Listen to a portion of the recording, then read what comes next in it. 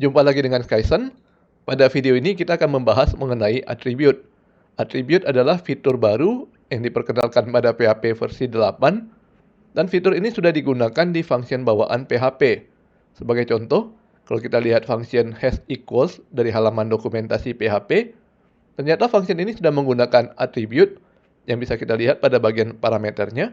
Sebagai penanda attribute, kita menggunakan simbol class atau yang di sosial media lebih dikenal dengan nama hashtag, diikuti oleh tanda kurung siku dan nama atributnya. Dengan menggunakan attribute, maka kita bisa menambahkan metadata pada parameter. Biasanya nama atributnya memberikan makna tambahan mengenai parameter yang bersangkutan. Sebagai contoh, function has_equals memiliki parameter dengan atribut sensitif parameter. Artinya parameter yang bersangkutan bersifat sensitif dan kita harus berhati-hati dalam menjaga nilai yang digunakan sebagai parameter. Ini adalah cara deklarasi attribute. Caranya tetap sama dengan cara deklarasi kelas, namun pada bagian depannya kita tambahkan class dalam kurung siku attribute. Artinya kelas yang kita deklarasikan ini akan digunakan sebagai attribute. Sebagai contoh di sini kita membuat attribute not null. Kemudian untuk menggunakan attribute tersebut, kita tinggal tambahkan tanda class dan tanda kurung siku. Di dalamnya kita sebutkan nama kelas attribute kita. Attribute dapat digunakan pada banyak tempat, bisa pada kelas, bisa pada method, property, ataupun parameter. Pada contoh di sini kita gunakan attribute pada property. Kita bisa menambahkan banyak attribute sekaligus pada property yang sama. Sebagai contoh di sini kita menambahkan attribute yang baru saja kita deklarasikan. Kemudian kita juga menambahkan attribute string length.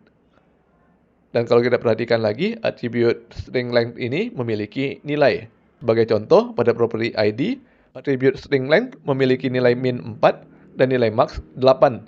Sedangkan pada property password, attribute string length memiliki nilai min 8 dan max 16.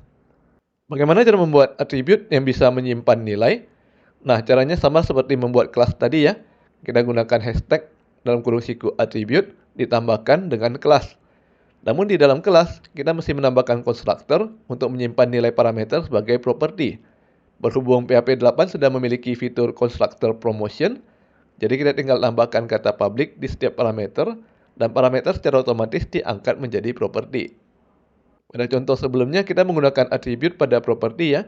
Nantinya kita bisa mengambil attribute apa saja yang dikandung oleh property dengan cara memanggil method getAttributes pada reflection property.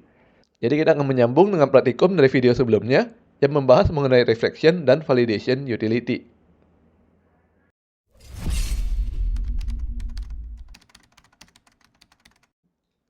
Agar lebih jelas, kita coba praktek. Kita lanjutkan kode dari video sebelumnya. Pertama kita coba untuk membuat attribute terlebih dahulu. Kita buat file baru pada folder data. Kita beri nama attribute.php.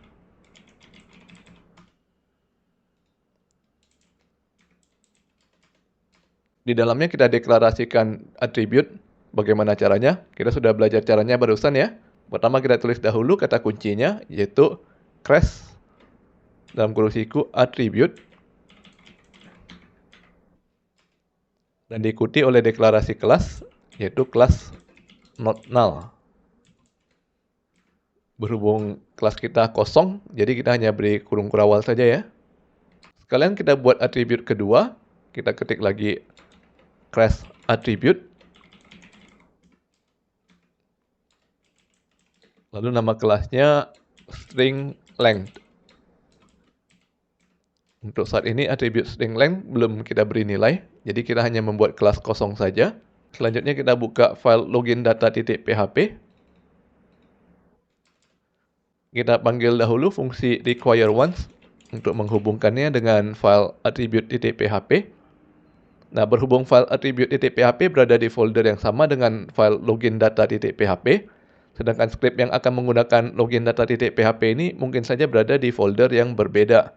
Maka ada baiknya kita menggunakan _dir. Jadi kita akan merujuk ke file attribute ini berdasarkan folder dari script sekarang. Kita tambahkan tanda titik, lalu string, garis miring, attribute.php. Nah, sekarang kita sudah bisa menambahkan attribute pada property. Sebagai contoh, pada property ID, kita tambahkan attribute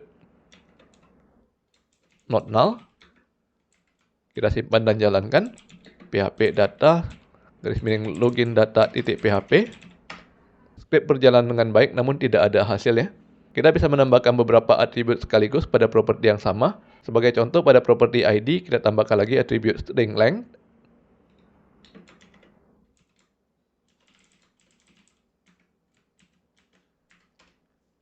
Kalau dijalankan tidak ada error ya. Nah, untuk saat ini deklarasi atribut masih belum diwajibkan. Artinya kita juga bisa menambahkan atribut baru walaupun belum pernah kita deklarasikan. Sebagai contoh, kita tambahkan lagi atribut not integer. Kalau dijalankan tidak ada error ya. Namun walaupun deklarasi tidak diwajibkan, kita tetap disarankan untuk tetap melakukan deklarasi. Kita hapus dahulu atribut not integer. Bagaimana cara melihat atribut apa saja yang dimiliki oleh properti? Untuk melakukan hal ini, kita buka file validation utility.php. Pertama kita komentari dahulu kode yang bisa melempar error. Lalu kita tambahkan kode echo property $name, kemudian new line. Kita simpan, kemudian kita buka validation.php. Kita coba menggunakan login data terlebih dahulu ya. Kita coba jalankan validation.php. Maka kita mendapatkan hasil property ID, property password, dan validation sukses. Selanjutnya kita akan mengambil atribut apa saja yang dimiliki oleh setiap properti. Kita tulis kodenya, yaitu attributes sama dengan property tanda panah get attributes. Kita coba vardam nilai dari attributes.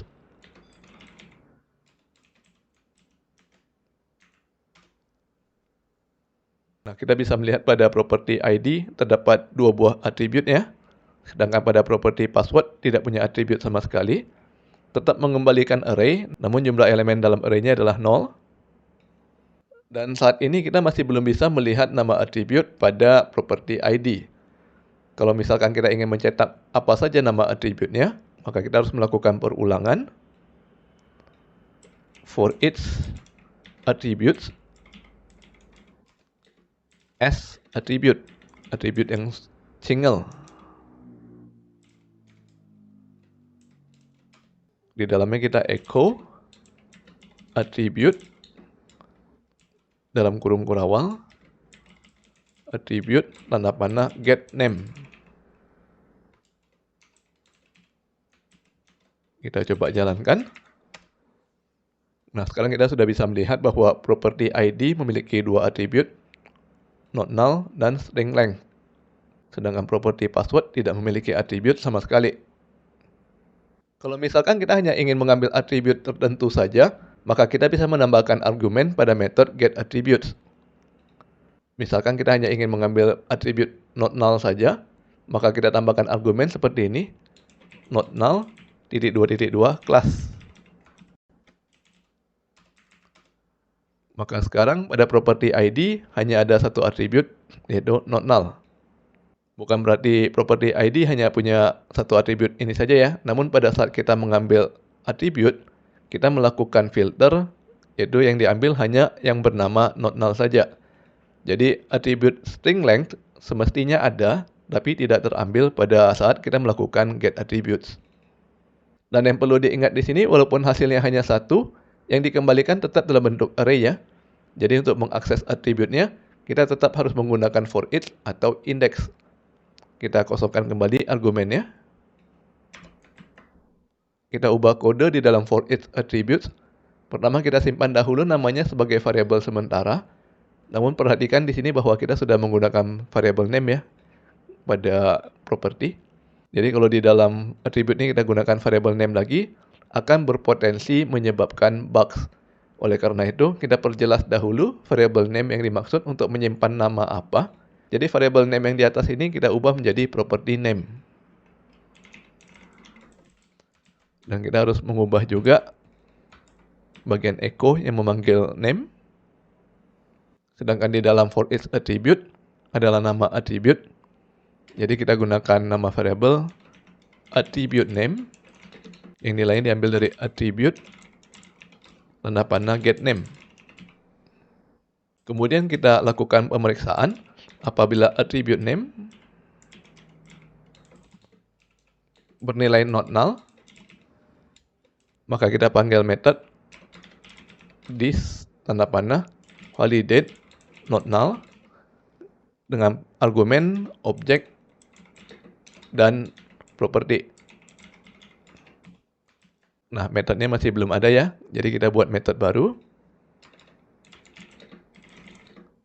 Validate not null dengan parameter yang pertama berupa objek, namanya objek juga. Yang kedua adalah reflection property dengan nama property. Nah, isinya pertama kita buat dahulu ya, property name yang diambil dari property tanda panah name. Kemudian kita copy paste kode yang bisa throw error ini ke dalam validate not null. Kita uncomment dan perhatikan ya, yang variable name ini sudah berubah menjadi property name. Jadi harus kita ubah nama variabelnya. Jadi sekarang kita hanya melakukan validasi kosong hanya pada properti yang mengandung atribut not null saja. Di mana pada saat ini hanya properti ID saja. Jadi kalau kita buka kembali kode validation.php, kita coba jalankan dahulu ya. Untuk saat ini sukses. Namun kalau misalkan property ID kita komentari, artinya nilainya belum diinisialisasi ya. Maka sekarang kita mendapatkan error, property ID tidak diinisialisasi. Namun kalau kita ubah properti yang tidak diinisialisasi berupa password, maka tidak terjadi error ya, validasinya tetap sukses. Karena kita tidak menjalankan validate not null pada password. Jadi dengan menggunakan attribute, kita bisa lebih fleksibel menentukan properti mana yang mesti divalidasi dan properti mana yang tidak perlu divalidasi. Kita lanjutkan ke validasi yang lebih rumit. Kita akan menambahkan properti string length untuk menentukan validasi terhadap panjang string agar tidak lebih kecil dari min dan tidak lebih besar dari nilai max. Untuk melakukan hal tersebut, pertama kita kembali ke file attribute.php terlebih dahulu. Jadi pada deklarasi attribute, kita harus membuat kelas yang bisa menyimpan nilai min dan max. Pada kelas string length, kita tambahkan konstruktor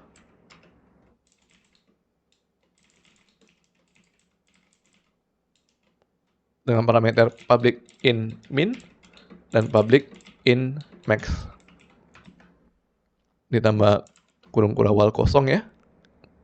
Kemudian kita buka kembali file login-data.php. Pada attribute string length, kita harus memberikan nilai untuk min dan max. Cara menuliskan nilainya adalah setelah nama attribute string length, kita tambahkan tanda kurung. Di dalamnya kita bisa tuliskan nilai dalam bentuk pasangan key titik 2 value, dipisahkan dengan tanda koma. Jadi nilainya adalah min.24, max.28. Lalu pada validation utility, kita mesti melakukan validasi string length. Pertama kita tambahkan dahulu percabangan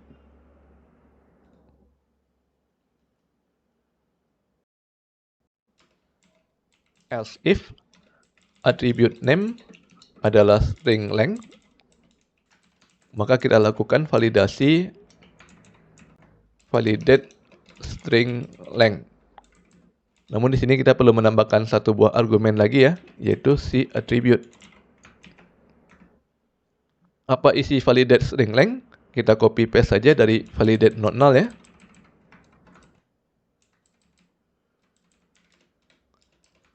Kita ubah jadi validate string length. Namun di sini kita perlu menambahkan satu buah yang berupa reflection attribute dengan nama attribute. Nah, yang bagian throw ini kita ubah jadi return saja ya, karena kita tidak melakukan validasi untuk not null.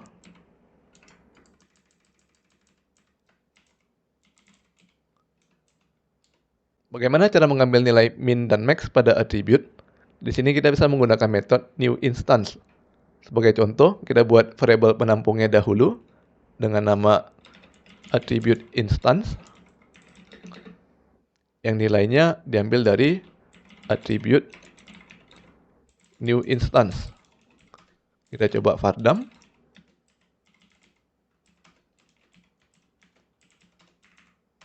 Nah, kita bisa melihat bahwa kita mendapatkan sebuah objek yang dibuat dari kelas string length yang berisi properti min nilai 4 dengan properti max nilai 8. Jadi kita bisa mengakses nilai attribute dari objek ini. Pertama kita cek dahulu apabila panjang string lebih kecil dari min. Caranya adalah if strlen dari value lebih kecil dari attribute instance tanda panah min.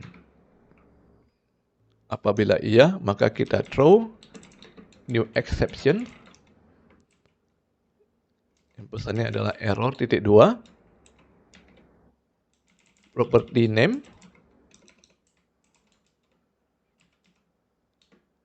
Length is less than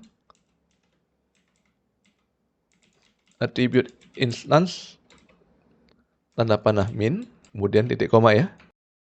Kita copy paste kodenya. Kita ubah untuk memeriksa apakah nilai lebih besar dari max. Jadi operatornya dari kecil kita ubah jadi besar. Nama properti attribute-nya kita ubah jadi max.